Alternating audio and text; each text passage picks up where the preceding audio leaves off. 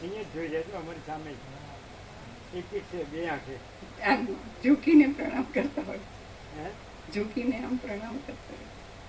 એવું લાગે ને હા. નીચે હોય ઓહો.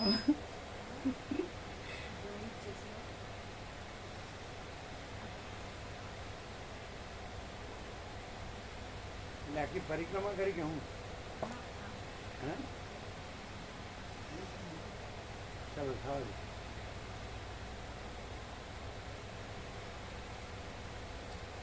આદ્ય પરબ્રહ્મ સદગુરુ દેવ કી જય. ઓમ શ્રી પરમાત્મને નમઃ. સદગ્રંથોમાં શિરોમણી શ્રી યોગ વાસિષ્ઠ મહારામાયણ નિર્વાણ પ્રકરણ ઉત્તરાર્ધ.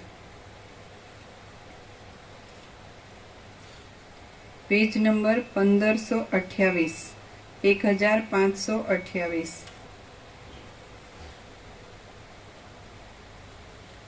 સર્ગ 129મો. બીજા બે રાજાના 1528.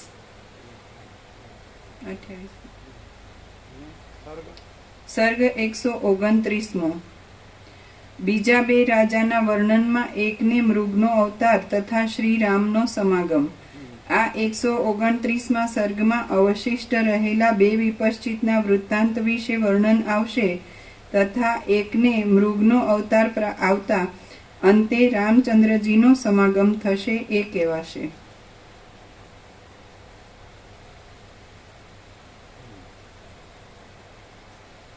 આજે હર્ષદપ્રભુ નહીં આવ્યો ને, એમને કઈ પ્રસંગમાં જવાનું.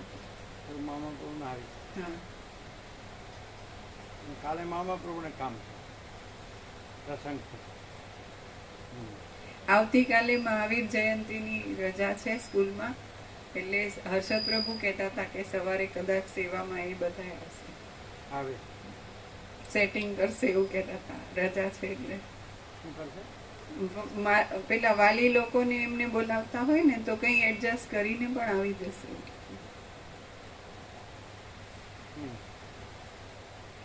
પેજ નંબર 1528, 1528, જમણી બાજુ ઉપર. રામ બોલ્યા, હે વક્તાઓમાં શ્રેષ્ઠ મહારાજ, ઉત્તર દિશાવાળો વિપશ્ચિત રાજા બ્રહ્માંડ રૂપી કપાટને કેમ પ્રાપ્ત થયો નહીં અને એ વિશેનું આપે કેમ વર્ણન કર્યું નહીં? વશિષ્ઠ બોલ્યા, ઉત્પન્ન થતા તરત જ બ્રહ્માએ પૂર્વકાળમાં પોતાના બે હાથ વડે બ્રહ્માંડ મંડળમાં નીચે અને ઉપરના બે વિભાગ કરી દીધેલા છે. આથી ઉપરનો ભાગ નીચેના ભાગથી અતિ દૂર રહેલો છે અને નીચેના ભાગને ઉપરના વિભાગથી ઘણું જ લાંબુ અંતર છે. આ બંને વિભાગોનો આશ્રય કરીને જ જળ આદિ આવરણો જાણે રહ્યા હોય એમ જણાય છે. એ આવરણોને આધાર પણ તેનો જ છે અને તેની અંદર જ તે રહ્યા છે. બ્રહ્માંડના એ બંને કપાટના મધ્ય ભાગમાં આ અપાર સર્વ તરફ આગળ પાછળ વગેરે બાજુમાં અનંત અને શ્યામ એવું જ કંઈ દેખાય છે તે આકાશ છે એમ તત્વવેત્તાઓનું સમજવું છે. તેની અંદર જળ આદિ આવરણો કશો સ્પર્શ કરી શકતા નથી અને તેમાં રહ્યા પણ નથી. તમારા પાસે ઠંડુ પીતા હશે ને? ઠંડુ પાણી પીવે? પેલા શું કહેવાય, કુલરનું પીવે પેલા? હા, બહુ ચીલ્ડ ઠંડુ નથી કરતા, નોર્મલ રાખે છે. પીવે પેલા? હા, શીતળ થાય છે. આપણે ગોવા આપણો ગ્લાસ લાવીને અહીંથી ભરો, કેવું લાગે? બરાબર આમ મીઠાશ છે. એક ગ્લાસ ખાલી લાવજો ગોવા પ્રભુ, અહીંથી ભરજો.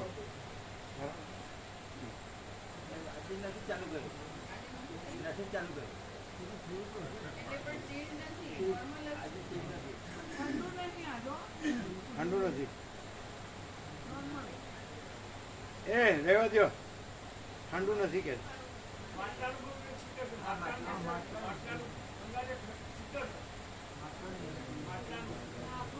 તો બધા બોલતા હોય ને, બોલે ને પછી બોલે ને બધા. આ તો રેવા દો, આપણે રેવા દો, રેવા દો. ચાલો તો કુલર પીતા નથી તો બંધ કેમ રાખો? એનો માટલા ઠંડુ રહે છે.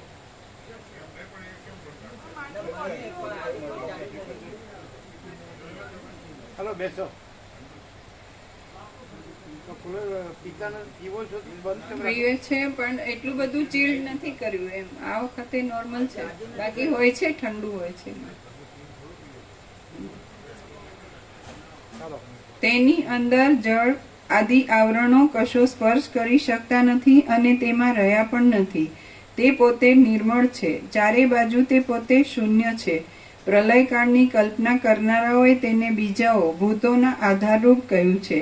ઉત્તર દિશાવાળા વિપશ્ચિત રાજા ચારે બાજુ અવિદ્યાનું અવલોકન કરવા માટે મોક્ષ થતા સુધી જાણે અત્યંત દીક્ષિત થઈ રહ્યો હોય તેવો દેખાતો હતો. ઉત્તર દિશાવાળો વિપશ્ચિત રાજા ચારે બાજુ અવિદ્યાનું અવલોકન કરવા માટે મોક્ષ થતા સુધી જાણે અત્યંત દીક્ષિત થઈ રહ્યો હોય એવો દેખાતો હતો. તે નક્ષત્ર ચક્રની પેઠે આકાશ માર્ગે ગયો હતો. આ અનંત રૂપે પ્રતીતિમાં આવતી અવિદ્યા બ્રહ્મરૂપ જ છે, કેમ કે તેની અંદર જ કલ્પાયેલી હોવાથી તેનાથી જુદી નથી. જ્યાં સુધી તેનું વાસ્તવ સ્વરૂપ ઓળખવામાં ન આવે ત્યાં સુધી તે સત્તા ભાસે છે, પરંતુ જ્યારે તેનું વાસ્તવ સ્વરૂપ ઓળખાઈ જાય છે ત્યારે તેની સત્તા પ્રતીતિમાં આવતી જ નથી. એવી રીતે તે વિપશ્ચિત સ્વરૂપ એટલે ભ્રાંતિ એટલે પરબ્રહ્મ નહીં, પરબ્રહ્મ અખંડ સચ્ચિદાનંદ. જો આ જ છે સવાલ. તમે ભ્રાંતિ બોલ્યા. એનું વાસ્તવ સ્વરૂપ ભ્રાંતિ નહીં, એનું વાસ્તવ સ્વરૂપ પરબ્રહ્મ અખંડ સચ્ચિદાનંદ છે. એનું કહે કે અમે આ છીએ તો અમારું વાસ્તવ સ્વરૂપ ભ્રાંતિ નહીં, પરબ્રહ્મ અખંડ સચ્ચિદાનંદ સ્વરૂપ, એ અમારું વાસ્તવ સ્વરૂપ. જો આ મિસ્ટેક થાય, સમજ્યા? એટલે શબ્દ જ્ઞાન હોય ને, બૌદ્ધિક જ્ઞાન હોય તો આ મિસ્ટેક થાય. અને પ્રકાશ હોય ને તો અમે પોતે જ પરબ્રહ્મ અખંડ સચ્ચિદાનંદ કલ્પ રહિત છીએ. અમે પોતે જ પરબ્રહ્મ અખંડ સચ્ચિદાનંદ ભ્રમ રહિત છીએ. અમે પોતે જ પરબ્રહ્મ અખંડ સચ્ચિદાનંદ મોહ રહિત છીએ. અમે પોતે જ પરબ્રહ્મ અખંડ સચ્ચિદાનંદ નામરૂપ છીએ રહિત છીએ. અમે પોતે જ પરબ્રહ્મ અખંડ સચ્ચિદાનંદ રૂપ રહિત છીએ. અમે પોતે જ પરબ્રહ્મ અખંડ સચ્ચિદાનંદ જન્મ રહિત છીએ. અમે પોતે જ પરબ્રહ્મ અખંડ સચ્ચિદાનંદ સ્થિતિ રહિત છીએ. અમે પોતે જ પરબ્રહ્મ અખંડ સચ્ચિદાનંદ નાશ રહિત છીએ. અમે પોતે જ પરબ્રહ્મ અખંડ સચ્ચિદાનંદ ભાગ રહિત છીએ. અમે પોતે જ પરબ્રહ્મ અખંડ સચ્ચિદાનંદ ભેદ રહિત છીએ. અમે પોતે જ પરબ્રહ્મ અખંડ સચ્ચિદાનંદ છેદ રહિત છીએ. અમે પોતે જ પરબ્રહ્મ અખંડ સચ્ચિદાનંદ સાક્ષી રહિત છીએ. અમે પોતે જ પરબ્રહ્મ અખંડ સચ્ચિદાનંદ સાક્ષ્ય રહિત છીએ. અમે પોતે જ પરબ્રહ્મ અખંડ સચ્ચિદાનંદ દ્રષ્ટા રહિત છીએ. અમે પોતે જ પરબ્રહ્મ અખંડ સચ્ચિદાનંદ દ્રશ્ય રહિત છીએ. અમે પોતે જ પરબ્રહ્મ અખંડ સચ્ચિદાનંદ બંધ રહિત છીએ. અમે પોતે જ પરબ્રહ્મ અખંડ સચ્ચિદાનંદ મોક્ષ રહિત છીએ. તો અવિદ્યાનું વાસ્તવિક સ્વરૂપ ઓળખવામાં આવે તો તે રહેતી નથી. તો એનો અર્થ તે રહેતી નથી તો એનો અર્થ એમ કે વાસ્તવિક સ્વરૂપ પરબ્રહ્મ અખંડ સચ્ચિદાનંદ. એમ કે અહંકારનું વાસ્તવિક સ્વરૂપ ઓળખવામાં આવે તો અહંકાર રહેતો નથી.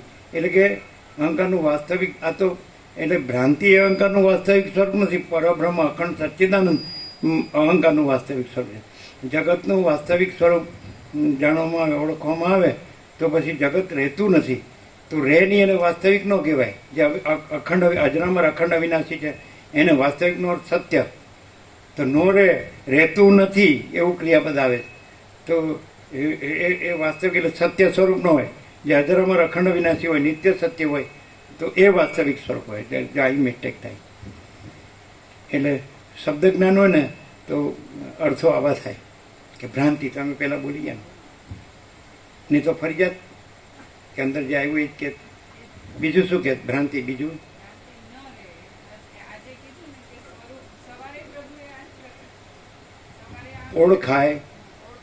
ઓળખાય તો એ ન રહે એટલે એ વાસ્તવિક સ્વરૂપ ન કહેવાય. ભ્રાંતિ ન રહે તો વાસ્તવિક સ્વરૂપ ન કહેવાય. કોન્ટ્રાડિક્શન થાય. તમે નહીં સમજતા. તમને એમ લાગે તમે સમજાશો કેવી રીતે? વાસ્તવિક સ્વરૂપ એટલે જે વસ્તુ છે ઓરિજિનલ રિયલ ટ્રુથ એને કહેવામાં આવે છે. અને અમે જે કહીએ છીએ અવિદ્યા નો રે એટલે ભ્રાંતિ નો રે, એમ તો ભ્રાંતિ એનું વાસ્તવિક સ્વરૂપ અમે એવું કહી રહ્યા છીએ. ખોટું છે. વાસ્તવિક સ્વરૂપ તો જે વાસ્તવિક સ્વરૂપ ને વાસ્તવિક સ્વરૂપ કહેવાય. એટલે જે નિત્ય સત્ય છે પરબ્રહ્મ અખંડ સચ્ચિદાનંદ. સમજે? તો ભ્રાંતિનું વાસ્તવિક સ્વરૂપ ઓળખવામાં આવે તો એ પરબ્રહ્મ અખંડ સચ્ચિદાનંદ છે. એનું ભ્રાંત રૂપ છે તો એ વાસ્તવિક સ્વરૂપ નથી. ભ્રાંતિનું ભ્રાંતિ રૂપ છે એ વાસ્તવિક સ્વરૂપ નથી. પરબ્રહ્મ અખંડ સચ્ચિદાનંદ છે. ધારો કે આ હું છું ને આ જગત છે, આ ભ્રાંતિ છે, તો આનું વાસ્તવિક સ્વરૂપ ઓળખવામાં આવે હું ને જગતનું, તો એ પરબ્રહ્મ અખંડ સચ્ચિદાનંદ છે. આ કેટલું બધું સહજ છે. મને એવું લાગે છે કે પ્રકાશ બરોબર નથી થતો એવું છે. તો પછી શું થાય? અને એનું કારણ શું આવું થાય છે?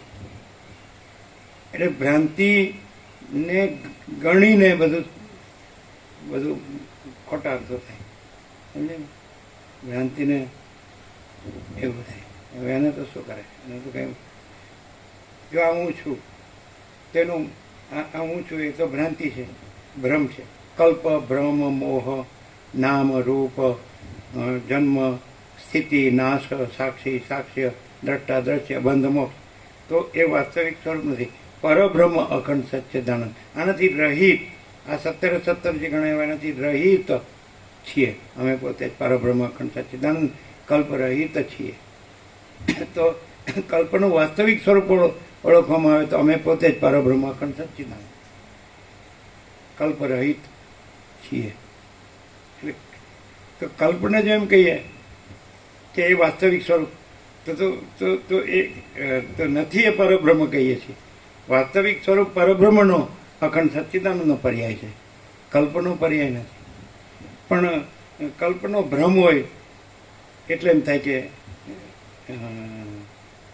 તો પછી ઓળખવામાં આવ્યું તો એ તો હતું જ, ભ્રમ તો હતો જ, એમાં હું ઓળખ્યું તો વાસ્તવિક સ્વરૂપ ઓળખ્યું જ ન કહેવાય. પણ અહીં તો શું કહેવામાં આવે કે આવી તેનું વાસ્તવિક સ્વરૂપ ઓળખવામાં આવે તો એ પરબ્રહ્મ અખંડ સચ્ચિદાનંદ એવું આવે.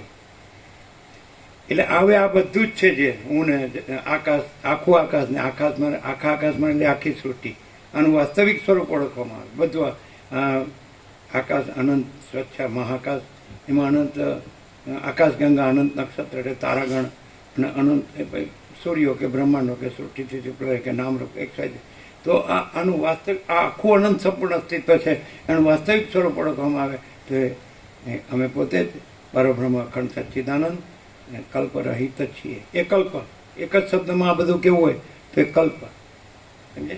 કલ્પ ધાતુ છે, નથી જ કલ્પના શબ્દ બન્યા. કલ્પ સમજે? તો કલ્પને કઈ રીતે એક્સપ્રેસ કરશો, સમજશો? એ નથી, એવી રીતે કલ્પ નથી, આ બધું નથી અને પરબ્રહ્મ અખંડ સચ્ચિદાનંદ છે આ બધું. એટલે આ બધું જ એના સત સ્વરૂપે, એના સત વાસ્તવિક એટલે સત્ય, સત વાસ્તવિક સ્વરૂપે, રિયલ ટ્રુથ, તો પરબ્રહ્મ અખંડ સચ્ચિદાનંદ. તો હવે કેવી રીતે બેને ઓળખશો? આ પરબ્રહ્મ અખંડ સચ્ચિદાનંદ અને આ કલ્પ, એટલે કલ્પ નથી, ભ્રમ નથી, મોહ નથી, નામરૂપ નથી, જન્મ સ્થિતિ નાશ નથી, સાક્ષી સાક્ષ્ય નથી, દ્રષ્ટા દ્રશ્ય નથી, બંધ મોક્ષ નથી. તો એ કઈ રીતે ઓળખશો? નથી એને કઈ રીતે ઓળખશો? અને છે એને કઈ રીતે ઓળખશો? આ ભ્રમ સાપેક્ષ છે, કલ્પ સાપેક્ષ છે, અવિદ્યા સાપેક્ષ છે, આ દ્રશ્ય સાપેક્ષ છે.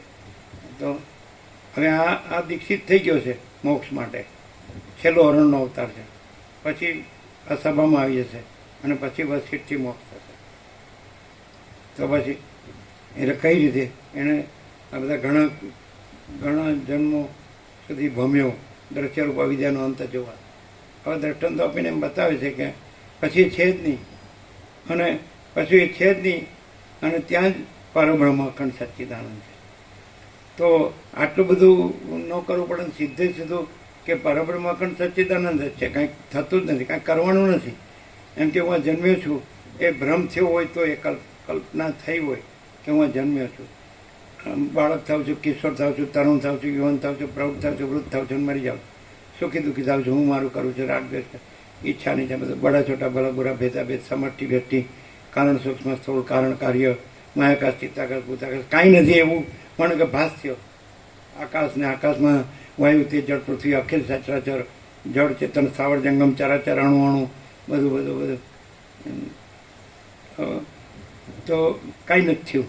અને પરબ્રહ્મ અખંડ સચ્ચિદાનંદ, અમે પોતે જ પરબ્રહ્મ અખંડ સચ્ચિદાનંદ કેવળ ને સ્વયં સ્વયં છીએ. તો કેવી રીતે? આ તો કલ્પના અને ભ્રમ સાપેક્ષ છે, મોહ સામે, અવિદ્યા સાપેક્ષ. તો આ અવિદ્યા કાંઈ નથી અને અમે પોતે જ પરબ્રહ્મ અખંડ સચ્ચિદાનંદ છીએ.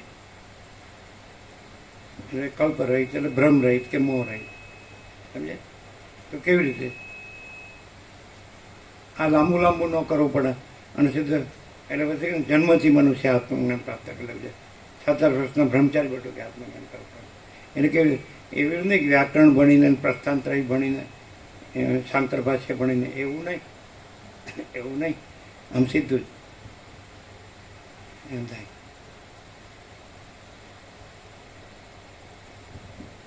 એટલે સાપેક્ષતાથી છે, એટલે સાપેક્ષતાથી જ પહેલાં તો લેવું પડે, પછી નિરપેક્ષ આવે.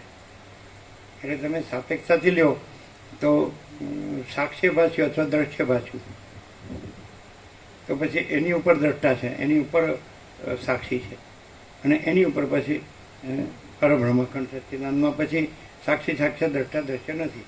ખ્યાલ આવે? તો આ જે જન્મતા વેત જ સમજાય કે નહીં, કે હું આ જન્મ છે એને જાણનાર વિટનેસ કોન્શિયસનેસ છું, ઇન્ફાઇનાઇટ પ્યોર કોન્શિયસનેસ છું. તો એ ઇન્ફાઇનાઇટ પ્યોર કોન્શિયસનેસ છે. પછી એમાં આ જન્મ એ જે છે જેને જાણું છું, સાક્ષ્ય અથવા દ્રશ્ય, તો એ કાંઈ થયું જ નથી, કાંઈ છે જ નહીં. તો એ પછી ઇન્ફાઇનાઇટ પ્યોર કોન્શિયસનેસ છે, અનંત શુદ્ધ છે. એ પોતે જ પરબ્રહ્મ અખંડ સચ્ચિદાનંદ. એટલે હું પોતે જ હું કેવળ પરબ્રહ્મ અખંડ સચ્ચિદાનંદ છું. સમજાય? જન્મ થાય તો હું જાણું છું કે નહીં? હા, તો એ જ પ્રકાશ છે અને એ જ મહાચિદાકાશ સ્વયં પ્રકાશ, સંપૂર્ણ પ્રકાશ. અને એમાં કાંઈ નથી, કાંઈ થયું જ નથી. આમ સીધું લેવું હોય તો આ બધા શાસ્ત્ર ગુરુ કહે છે આ બધી શું કહેવાય ગણમસલ, ખટપટ, ખડાકૂટ, ખડભાંગ, આ કાંઈ ન કરવું પડે. અને આ કરો તો ભમ્યા કરો છો, આ બધું કરો તો મગજ તો નહીં જ કરો. અને ઉપરથી પાછું આ હોય એના અર્થો લ્યો, આ બરાબર છે, હું છું ને આ સાચો છું ને બધું જાણું છું. ઊંધું મરાય વધારે. અને આ સીધું જ કે હું જાણું છું, તો એ જે છે એ પ્રકાશ છે અને એ જ મહાચિદાકાશ સ્વયં પ્રકાશ, સંપૂર્ણ પ્રકાશ છે. એના સિવાય બીજો પ્રકાશ જ નથી. જાણપણું છે એ પ્રકાશ છે. અને પછી એ પ્રકાશની અંદર આ જે ભ્રમ થયો ને કે આ જન્મ્યો છું કે આ બધું છે, તો એ કાંઈ નથી. એમ ડાયરેક્ટ નો ઇમિડિયેટ એવું થાય. અને અહીંને અત્યારે જે નાઉ એટ ધીસ વેરી મોમેન્ટ, અહીંને અત્યારે જ આ ક્ષણ કે હું આ છું ને આ જગત છે, તો હું જાણું છું એમાં હું આ છું ને આ જગત છે નથી. એ સાક્ષી ઇન્ફાઇનાઇટ પ્યોર કોન્શિયસનેસ, તો એ જ પરમ ચિદાકાશ, પરમ જ્યોતિ, અખંડ જ્યોતિ. અને એમાં આ કાંઈ નથી. કેમ? કારણ કે ધારો કે હવે હું પરમ ચિદાકાશ, પરમ જ્યોતિ, અખંડ જ્યોતિ છું, તો આ નહોતું થયું તો પણ હું પરમ ચિદાકાશ, પરમ જ્યોતિ, અખંડ જ્યોતિ છું. અને આ કલ્પ કે ભ્રમ કે મોહ ગમે તે, તો આ કાંઈ થયું જ નથી. અને હું પરમ ચિદાકાશ, પરમ જ્યોતિ, અખંડ જ્યોતિ. અને આ રહેતું નથી અને હું પરમ ચિદાકાશ, પરમ જ્યોતિ, અખંડ જ્યોતિ. એટલે એક્ઝેક્ટ કેવી રીતે અનુભવાય કે હું પરમ ચિદાકાશ, પરમ જ્યોતિ, અખંડ જ્યોતિ છું? એ સહજ રહે ને, એકદમ અકૃત્રિમ, અનૌપચારિક, અનાડમર. હું પરમ ચિદાકાશ, અનંતપૂર્ણ નિરપેક્ષ જ છું. હું અનંત સંપૂર્ણ પરિગી નિર્ભ્રાંત નિરપેક્ષ. તો હું કેવળ પરબ્રહ્મ અખંડ સચ્ચિદાનંદ છું. હું કેવળ અખંડ જ્યોતિ સ્વરૂપ પરમાત્મા છું. અને હું અમાપ સચ્ચિદાનંદ ગણ પરમાકાશ છું. હું પોતે અનંતપૂર્ણ પરબ્રહ્મ છું, સ્વપ્રકાશ, સ્વયં સિદ્ધ, સ્વયં પ્રકાશ, સ્વયંપૂર્ણ સ્વસ્વરૂપ, અવિદ્યા વાસના ચિત્ત હમ જગત છે જ નહીં. તો એકદમ સહજ છે. એટલે ગુરુ આવું તમને રહેવા ન દે. કારણ કે એટલે ગુરુ પણ રાખો તમારો પર ઠસાવે કે તમે અજ્ઞાની છો અને હું જ્ઞાની છું ને તમને અજ્ઞાન આપું, પછી તમારું જ્ઞાન આપું, પછી અજ્ઞાન દૂર થાય. એવું એ તમને આવું રહેવા ન દે. અને અથવા તો એમ કે તમને કે છોડી દે, એમ તમને ઊભા ન રહેવા દે. તમે એવું સ્વીકારો કે હું અજ્ઞાની છું, દુઃખી છું, તો જ તમારે પકડે. તમે એમ કહો કે હું કેવળ પરબ્રહ્મ અખંડ સચ્ચિદાનંદ છું, તો ભગવાને તમને ન પકડે. ગુરુ તો શું, કોઈ તમે માનતા હોય ભગવાન, દેવ કે ગુરુ કે ઈશ્વર કે ગમે તે માનતા હોય, તો એ તમને ન પકડે. કારણ કે એ જ પકડાઈ ગયેલો છે. પકડાઈ ગયેલો ન છોડાવીએ કે છૂટેલો હોય તો એમ કે તું પકડાયો જ નથી, છૂટો જ છે. છૂટો હોય એમ કે આ બધું છૂટું જ છે. પરબ્રહ્મ અખંડ સચ્ચિદાનંદ એમાં પકડાયેલું કાંઈ છે જ નહીં. પરબ્રહ્મ અખંડ સચ્ચિદાનંદમાં પકડાયેલું કાંઈ સંભવતું જ નથી. એ પોતે જ પોતામાં પકડાયેલું થાય ને પછી છૂટે એવું સંભવતું જ નથી. પોતે જ છે. એનું પરમ કૈવલ્ય અને પરમ શાંતિ. મહાચિદાકાશ પરમ કૈવલ્ય, પરમ શાંતિ, પરબ્રહ્મ પરમ શાંતિ, સ્વાનુભૂતિ તત્વસાર, અનંતપૂર્ણ પરમ ચિદાકાશ પરમ શાંતિ. અમે પોતે જ છીએ. આ એમ લાગે કે પણ અધ્યાસ રાખીને સાંભળે ને એટલે ન થાય કે હું આ છું અને આ જગત છે, આ વર્લ્ડ છે, અને આ લાઈફસ્ટાઈલ છે, અને આ સુખ છે, અને હું મારું છું. આ પોતે બીજા પોતાને બીજા આ નજીકના છે, આ દૂરના છે. એટલે આવું ભ્રાંતિ રાખીને સાંભળે ને ન થાય. પણ સીધો પ્રકાશથી સાંભળે તો પોતે જ છે. છે નથી છે એ છે જ. એને એમાં કાંઈ થતું નથી. અજરામર અખંડ અવિનાશી. અને નથી એ થતું જ નથી. એવી રીતે નથી સાંભળતો. આમ આ બરાબર રહીને સાંભળે. આમાં કાંઈ મળે એવું છે આ સાંભળવામાં તો બરાબર, અને કાંઈ મળે એવું નથી તો બરાબર. એવી રીતે સાંભળે. ખ્યાલ આવે.